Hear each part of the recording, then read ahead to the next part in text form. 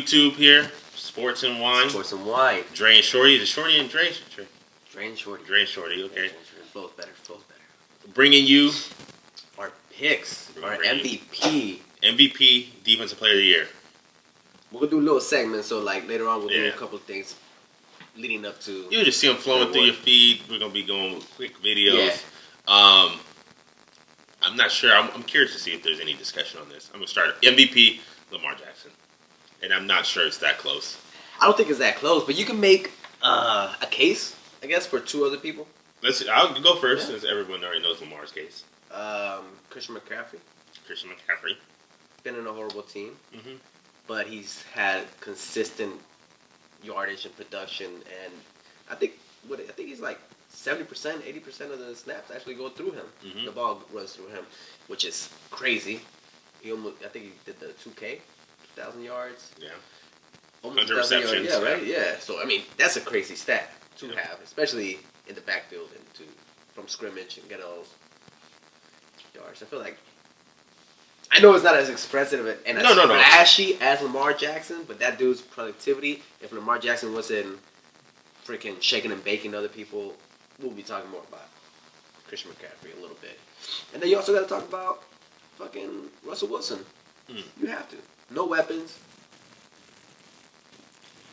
And he finds a way to keep the play alive. He finds a way of keeping the Seattles in the game, which has led him to a bunch of close games that they've come out to win. And now they're fighting for the number 1 seed, which is out of this world, like tough competition to have. I agree with everything you said. But Lamar Jackson is revolutionizing the game. He's doing what Michael Vick did back for the game, but he's doing it in a place where you allow the receiver to actually catch the ball. He's breaking Michael Vick's rushing record, because you can't be as physical with these quarterbacks. I agree. All he has to do is this. Pretend to go down and get a couple extra yards. We can't argue a different game, because then I can be like, well, Steve Young and Joe Montana would have all Drew Brees' record if he couldn't touch him. If you threw the ball 50 times, Joe Montana would have. Generation. That's what I'm saying. So that's the same thing with Michael Vick. Yeah. But I'm just saying, like, he's not he's revolutionizing the game. Because we've seen this before. Not like with this. Michael Vick. Just because it had happened before doesn't mean it's not being revolutionized again. Because I think now we're going to see a bunch of quarterbacks come in who are going to try to do this. But he has to finish. You think he can finish? We'll see. It's hard to win a Super Bowl. Chances are you're not going to win a Super Bowl if you just do percent. But for Lamar Jackson, 32 touchdowns passing, 7 rushing. Yeah. His completion percentage, number 1 team in the league. Yeah.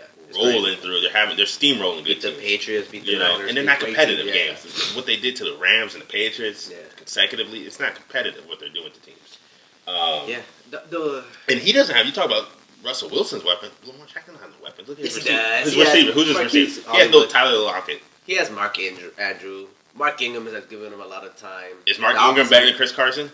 No. Yeah. No. Yeah. I don't think so.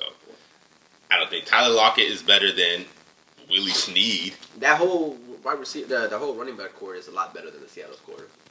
No, their running back group is better. Yeah, that's what I said. The whole committee. But that's because of Lamar and often Greg Roman. Mark Ingram has to give you that space, though, bro. That's what we've seen a big decline. I told you this, and with Alvin Kamara, I think personally. Yeah, but we've seen a big decline. So like you establish the run, then you can do all those little play actions and all those things that allow Lamar Jackson to flourish and do what he does. I'm not knocking him. No, so we're going to agree to disagree. Yeah, I think Chris Carson is better than Mark Ingram. No, we're going to agree that he's going to be the MVP of this year. He's MVP. And I'm just saying he's not revolutionizing it as much as people are putting him. He's revolutionizing the game. Just because Michael Vick ran and did that 10 years ago, and everyone stopped. Okay, what about Cam Newton when he did that? Cam Newton did not. Cam Newton would carry the ball on 3rd and 1, and that was a big boy. That was run it 7 yards. Cool. Cam Newton never ran for 1,000 yards. No. Cam Newton was more in the red zone. That's out of his He's world. Too big. You know what I mean? He's too big. I ain't gonna lie. My player did it on Madden. My player ran for 1,000 yards. We ain't talking about it. Shit. I have not ran one time on my player yet. You in the pocket? Yeah, I'm in the pocket. I'm dicing. No, I gotta run. Gotta scramble. I get anxiety. But I do agree with your point. But I just think it's Lamar Jackson's This is just a little side note too. The only reason I'm not saying Drew Brees, I'm not hating on Drew Brees. Drew Brees has done great, breaking records, doing most completions and everything. But the reason why I can't say he's the MVP is because that team has done it without him. Teddy Bridgewater came in there, what, 6 in a row? 5 in a row? 5. Yeah. No, so I mean, so you're not the most valuable player to your team. There's something to that. Because, and if we were giving like a Legends Award, it would be Drew Brees this year. Oh, yeah, easy. The records he broke and all that. They should have put him in that QB top 10. The NFL's all-time 100? Yeah, all-time. He should have been on there. Easily. I'm going to say something mean. But say it. I know I'm going to say it. I'm going to clean it up now. Mm-hmm. Brett Favre's overrated. Brett Favre is overrated. I say something mean about Drew Brees. No, I would never say something. I love Drew Brees. Brett Favre's a little overrated. Drew Brees is better than Brett Favre on his worst day and Brett Favre's best day. And to have him over Drew Brees, I'm not going to go back and get off topic really. The other quarterback was it Roger Staubach and Tom Brady. Yeah, I get Tom Brady, Joe Montana, Peyton Manning because they have the accolades, but these quarterbacks who played in the 40s and 50s, 60s, 70s, then say they're not better than Drew Brees. No, that dude, he's amazing. Yeah. But that's the only reason why I can't put him in the MVP concept. I can put him in the offensive player maybe.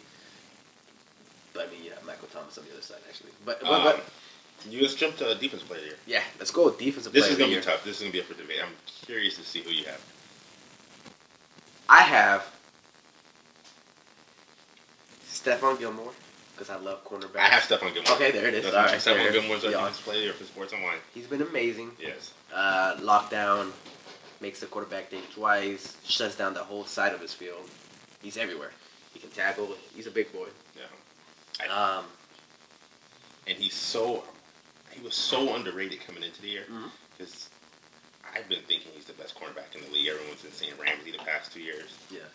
And I've been a fan of Stephon Gilmore since coming out of South Carolina. He was in Buffalo, so he didn't get a lot of name recognition. Yeah. Got the Patriots, and it was like Ramsey's the best. And I was like, no, Gilmore is the man. And after last year, remember the pass breakup in the Super Bowl, carrying over this year, people are starting to see this guy is special. He's complete. He zone, man, he tackles. He's tied for the league in interceptions. 84 targets on him. He hasn't gave up a touchdown yet. No. That's crazy. And he's only given up 280 yards. That's crazy. Yeah. The second lowest passer rating. The only number one is his teammate, J.C. Jackson, who doesn't see half as many targets. No. Or even playing time. Stephon Gilmore, you have him travel with the number one. Yeah. Or you have him do, you know what I mean? He's so versatile. He's going to be everywhere. He's definitely going to make his impact, I felt, in the game. And I like this, the Cardinals. Chandler Jones every year. 19 sacks. 19 sacks. 3 sacks away from, 3.5 sacks away from. It's curious to see if he would get it because he did have 4 last week. Yeah. So all he needs to do is that. I mean, I feel like you have to appreciate him doing that in the conference and the level of competition that he has been facing. He doesn't have easy tasks. Play the Niners twice, plays the Seahawks twice, plays the Rams twice. I mean, they're not great. And the Cardinals are not like some team where every opponent is throwing on them. No. Like they're up head. The Cardinals not blowing you out. We have to throw, so he gets his sacks. So no, Chandler Jones is good. My only knock on him is he's a little bit of just a pass rusher. Yeah. I'm saying he doesn't play the run as well. He's just a pass rusher. Yeah. You know what I mean? But he's at that, But so was Aaron Donald. He got it 2 years in a row. Yeah, but Aaron Donald is a havoc creator. You know what I mean? You have to double team him. He's blowing up plays just by the way he moves. Well, eventually you're going to have to do that. So Chandler Jones is going to change into that. Yeah. Like, you have noticed now. Now you get noticed. Yeah. Aaron Donald's having a good year. Not as good of a year. That's why I'm thinking. He's getting double, triple team. He misses. You can watch a game, you won't hear him at all. No. I had T.J. Watt. I had someone up there. I'm not going to give it to him because he creates a lot of plays. T.J. Watt, yeah. T.J. Watt's up there. He's amazing. He has a speed, durability, something that his brother doesn't have. He has a nose for the ball. Mm-hmm. He can tackle it. Like, he's amazing. I was actually going to go, besides T.J. Watt, I was actually going to go Minka. You like Minka? Yeah, I like Minka. Another playmaker. He came in there and just changed that whole defense. He was definitely impact player, and I feel like that says a lot. And I feel like the Steelers benefited way more than they thought they would. You know what I mean? And for somebody to just come in there and change a whole organization, defensive mind, and take them from like, I think they were ranked like 22nd to being ranked top 5 in almost every stat. Like interceptions, sacks. And be like, that's because of your quarterback giving you that time to get to the quarterback. Yeah. You know what I mean? So, but we both agree it's Stephon Gilmore and Lamar Jackson's awards to lose? To lose, yeah. All right. Well, you guys comment below. Let us know what you think of who you think is going to win. If you disagree, if you agree with us. Yeah. I mean, Stephon Gilmore, because it's only been the 2 cornerbacks ever. Yeah. You know, last one was Charles Woodson. Yeah. So I'm interested to see if they'll give the award to him. But yeah. I got two cornerbacks on my list. I got Mitchell Fitzpatrick and Gilmore. Yeah. So, I mean, so I'm interested to see. Let us know though. Yeah. Thank you for joining us. We'll see you. Take care.